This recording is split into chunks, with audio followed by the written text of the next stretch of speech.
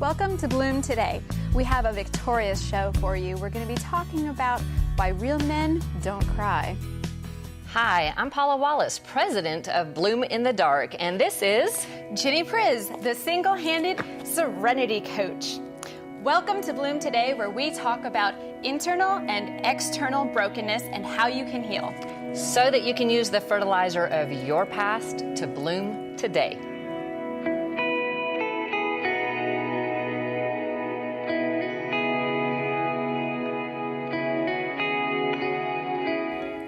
Hello, everybody. Today we're talking about why real men don't cry, or the fact that real men don't cry. Or wait a second, how about women? Do real women cry?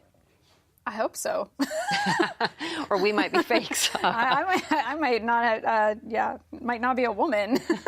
No. I'm pretty sure that crying has absolutely nothing to do with whether or not I'm a real woman or men are real men. No, but it's a fun thing discussing emotions, which obviously crying is a more dramatic emotion. Sure. And but for men specifically, they get a whole lot of flack with their emotions when they're feeling them or when they're expressing them. A lot of times our society does not want anything to do with that. You know, why don't you man up? You know, there's a reason that phrase isn't woman up. That is so true. So stoicism is like a trained male thing, and in some families for women as well. But it's stuffing or shutting down emotions instead of actually processing them and working them through, because what will people think if you actually show it or work it through? Right. Or, I mean, wear it on your sleeve and it interrupts your life in any way. And if you're feeling something, then I have to feel it, and I don't want to feel anything, so you should probably shut down too. That's a lot of the feedback that especially men, I would think, would get from other men around them, sometimes even women around them as well. Yeah, well, my story, I did shut down emotionally for a long time because in an abusive situation in a fostering type setup when I was 2, I would get spanked until I quit crying. You take a toddler, toddlers cry and scream and whatever. It's what they do best. If you're going to do harsh discipline until they quit crying, that means they've really internalized the whole thing that showing emotion causes pain. Mm-hmm. And I didn't understand that for a really long time, why I felt unsafe, why I felt like something was really, really wrong with me and I was in danger if I cried. And that wasn't due to my family. It was a situation where I ended up with other people taking care of me, where that was their, I don't know, that was their thing. Right. And so it taught me really... How they chose to deal with it, unfortunately. Mm-hmm. And that taught me something very deep-seated in my identity about emotions and about expressing those emotions. Mm-hmm. And that required shutting down completely. That wasn't just stuffing emotions. That was, I can't even afford to feel them. Because if I feel and recognize the emotions tied to pain, then it's going to make the pain worse. Develops kind of a high pain tolerance. Yeah, well, I mean, I was always told that I felt too much and I felt too deeply, and that's what it felt like to me. So I did a lot of stuffing, trying to stuff it down. But I never came to the point where I could turn it off. Maybe it's because I didn't experience the level of trauma, or maybe it's because it wasn't at a young age when I experienced my trauma. But I just stuffed. That was the only thing I knew how to do. You were a drama queen. I was totally a drama queen. I was a drama major. You were a drama major. It really was a drama queen, for real. That's a thing. I was around people, especially in high school and in college, in that kind of industry where that's what they do. Is there's a reason we call it drama. You know, we have to feel. We're asked to feel as actors, as you're trained through that, to feel it ourselves, to have this realism to it. So I was consistently feeling my emotions and trying to connect with those, or feeling someone else's emotions or a character's emotions. Right, and then having to project those emotions. Right, and it wasn't until I started coaching and working with different clients that I realized that not feeling and shutting it down entirely was even a possibility. Yeah, very real possibility. Yeah. And having been one of those people... Yeah. It's incredible how when you start allowing the feelings to come up, it can feel overwhelming. I joke about it being like when an arm falls asleep. You know, you're sleeping, you wake up, and it's numb. You can't feel it, can't do anything Yeah. with it. But then when the blood comes back in and you start being able to feel it again, it hurts really badly. Right? So then that ends up evening out. So now you have functionality and you're not in pain anymore. Everything is great. But when you're in that first waking up those emotions, waking up the feeling in your body, there can be a lot of pain associated with that. And I think a lot of people shut back down or stuff the emotions again when they start feeling that pain, because they don't realize that if you'll just work through it step by step, you can get to that more normal functionality and where you're not dealing with that pain all the time. It's worth it, but many people don't necessarily see the value in working through it immediately because that pain is so overwhelming and huge. It seems like it's insurmountable. And then you can have circumstances that actually force you to face the pain, and it can be a dysfunctional pain with addictions hitting critical mass or something hitting an extreme where if you don't face it and deal with it, it's your life on the line. And at that point, sometimes we're in enough pain, the whole thing of you don't change till the pain of change is less than the pain of staying the same. Right. Then we decide to change. But today we're talking about the fact that we need to feel our emotions for a variety of reasons that are so important for our ability to heal and be functional in a healthy way. Absolutely. If we don't even know there's pain, if we have shut that down entirely, then we lose a whole lot of our warning system, our natural warning system that God has built us with. We're not aware that there's a problem here because that's really what pain is. There's something that's not lining up with God's word, God's creation, what he originally wanted for us. And if we're walking straight into an abusive situation, but all of our feelings are shut down, we're not going to have that warning sign of, this makes me feel uncomfortable, this might be unsafe. Right. And I mean, when we think, oh, we should only feel good feelings, we don't realize that when we're numbing down or shutting down or stuffing the bad feelings, we're also shutting down our ability to feel any feelings. So that includes the good ones. So then you can end up going into anxiety and depression and where you've got no positive because you've shut down the positive as well with that. And the Bible talks about there being a time for everything. So in Ecclesiastes, it says there's a time to weep and a time to laugh, a time to mourn and a time to dance. There's seasons and time frames. And sometimes those are all in a 10-minute span. True. In my life, sometimes it goes between those really, really fast. But you usually have a good laugh at the end of a good cry. Yes.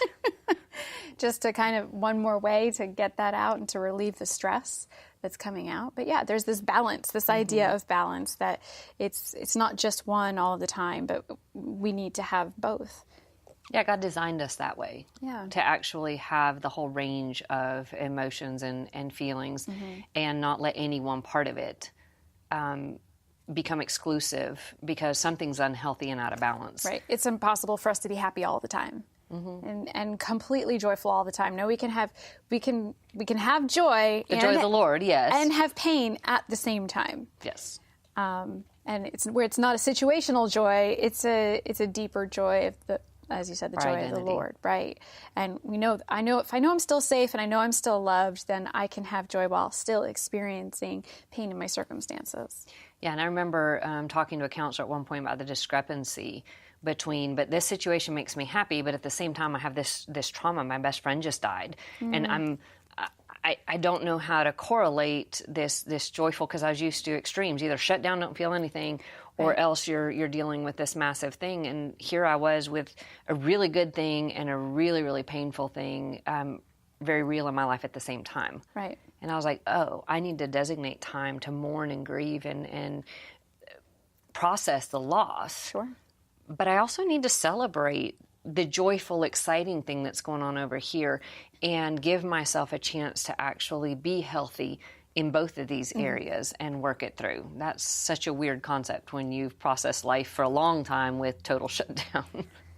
Yeah, or expecting all of these terrible things to happen, and it overrides, the pain overrides any joy or celebration that we might have. We feel like we're wrong to celebrate if there's something painful going on. Even if it's not in our lives, if there's something painful going on for someone else too. That it's insensitive to experience that joy, but it's part of what God has given to us. healthy and well-rounded includes processing. It includes the baby steps in a direction, in the ability to feel. And in Nehemiah 8:10, it says, "The joy of the Lord is your strength." So that's where we're drawing our strength from, and getting the ability to process through the pain as well. Which is huge, and we get to talk about more options with this with our coaching.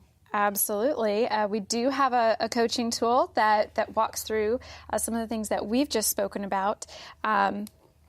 Because you know what, there are baby steps that we can take that will bring us closer to hope. And we don't, if you are someone who is shutting down emotionally, we do not expect all of these emotions to come out at once. This is not what our coaching tool is about. It's just about being aware and recognizing and understanding what the next baby step is in the process. We, again, it's just a couple worksheets. We go through the lesson, and then we ask you a few questions just to get you started on the journey, to help give you a plan to move forward into that. And even to go along with this topic, we also have a song. Healing Begins. Healing Begins by 10th Avenue North, which is one of my favorite bands. I enjoy them. So would you please share with us the lyrics from that? Sure. And Healing Begins is, again, where it begins. So many times we got to start somewhere. So it says, "So you thought you had to keep this up, all the work that you do, so that we think that you're good, and you can't believe it's not enough. All the walls you built up are just glass on the outside." We've got a facade thing here. So let them fall down. There's freedom waiting in the sound when you let your walls fall to the ground. We're here now. This is where the healing begins. This is where the healing starts. When you come to where you're broken within, then the light hits the dark. The light actually meets the dark. Afraid to let your secrets out, everything that you hide can come crashing through the door now, but too scared to face all your fear, so you think you hide. Well, actually, so you hide, but you find that the shame won't disappear. So let it fall down. There's freedom waiting in the sound when you let your walls fall to the ground. We're here now. We're here now. This is where the healing begins. This is where the healing starts. When you come to where you're broken within and the light meets the dark. And it goes from there, but it is so that beginning point of letting the walls down, letting you start to feel things. That's been such a huge part of my journey, where now I can feel pain and laughter and joy and strength and sorrow and mourning, and then, work through all of these healthy. Yeah. And in those lyrics, what's interesting to me is when I hear it, I mean, I don't know what the author interpreted, but how I interpret it is, when your walls fall to the ground and we are here now, I feel like it's Father, Son, Holy Spirit meeting you wherever you are. You let those walls down. They're here with you. They've never left you. They're not letting go. You're just allowing them to come in a little bit further. But you can feel them and see them when you let those walls down and let that healing start. And actually, I missed a verse that says, "Sparks will fly as grace collides with the dark inside us. So please don't fight this coming light. Let this blood come over us. His blood can cover us." So there's healing in every piece of that. There's this change that's happening. The sparks flying. Oh, yeah. Yeah. And bringing good things, sparking beginning healing, which if we don't recognize there's a problem or pain or sorrow or any of this, there's no opportunity to change any of it, to grow through it, to heal. Yeah, absolutely. Don't we have a guest that we do tell a little bit of a story? Absolutely. Someone who has experienced this, and I'm so thankful that someone is here. We have a gentleman who's coming on who's actually going to really address some of this, which is so powerful, that someone who has been told not to have these emotions and not been allowed to express themselves actually has done a 180. So spiritual leader and mentor and financial advisor, Darrell Darnauer. Darrell, would you please come into Darrell. our kitchen? And Ginny's got a hand for you, I think. I have a hand for you.